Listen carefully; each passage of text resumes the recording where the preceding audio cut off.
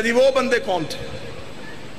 آج اگر دنیا کے نقشے پہ یزید کی حکومت کا نقشہ ابھارا جائے، آج 7 بر اعظم ہے دنیا کے، 6 بر اعظموں میں اس کی حکومت تھی۔ بیٹھتا شام میں تھا، سلطنت بر صغیر کے ملتان تک تھی، یمن، مصر، شام، سعودیہ، امریکہ کی آج کی ریاستیں، ترکی، یہ سارا گلف کا ایریا، یہ سارا یزید کی مملکت میں تھا۔ اتنے دنیا کے تیسرے حصے کا مالک بن بیٹھا، کس بنیاد پہ؟ آخر بیعت ہوئی تو بنا، وہ 72 تو علیہ السلام ہو گئے، لاکھ کدھر گئے؟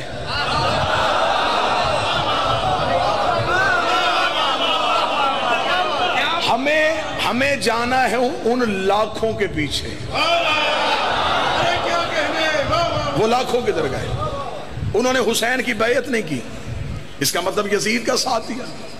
اگر انہوں نے یزید کا ساتھ دیا تو پھر آؤ نہ شیعہ کتاب کھولتے ہیں نہ سنی کتاب کھولتے، چلتے ہیں قرآن کی کچہری میں،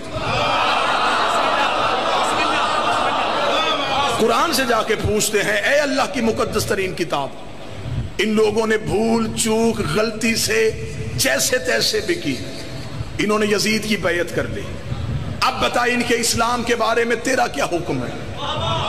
قرآن کہتا ہے اگر کوئی مسلمان فاسق کے ہاتھ میں بیعت کرے وہ کافر ہو جاتا ہے۔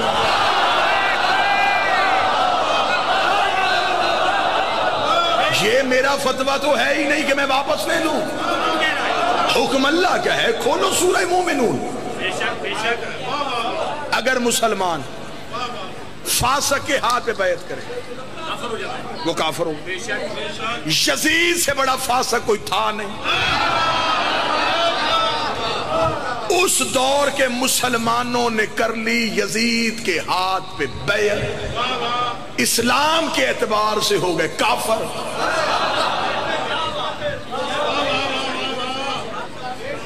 بڑا آسان ہے اسلام سمجھنا اگر معرفت کی آنکھ کھولی جائے۔ جب امام حسین نے انکار کیا، نبی کو دنیا سے گئے عرصہ کتنا ہوا تھا؟ 50 سال۔ 50 سال میں ایک نسل نہیں گزرتی،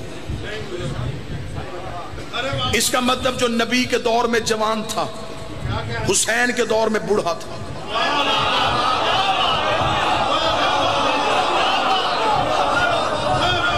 جو نبی کے دور میں بچہ تھا حسین کے دور میں جوان تھا۔ جس نے بچپن میں نبی کے کاندھوں پہ حسین دیکھا تھا اس نے یزید کی بیعت کی کیوں؟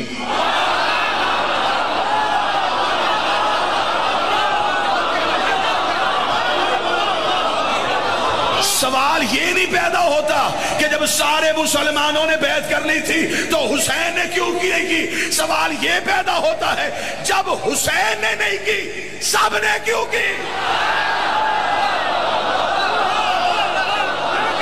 پیشوا تو حسین تھا، لیڈر تو حسین تھا، جب حسین نے نہیں کی پھر کیوں کی گئی؟ میں کسی کے عقیدے کو چاٹوں؟ ادھر میرا مولا رسول کا بیٹا کھڑا ہے مد مقابل، میں رسول کے بیٹے کو کیوں چھوڑ دوں؟ 72 ساتھی حسین کے ساتھ گئے، لاکھوں یزید کے پیچھے چل پڑے، کس لالچ میں کہ مجھے اس پہ بحث نہیں کرنی؟ گئے تو صحیح، قرآن کہتا ہو گئے کافر۔ اب میں طریقے یوں جگر سے نکالنے لگا ہوں حقیقت، تاریخ مجبور ہو کے اگلے گی حقیقت، میری آنکھیں ہم اور رکی آنکھوں پہ۔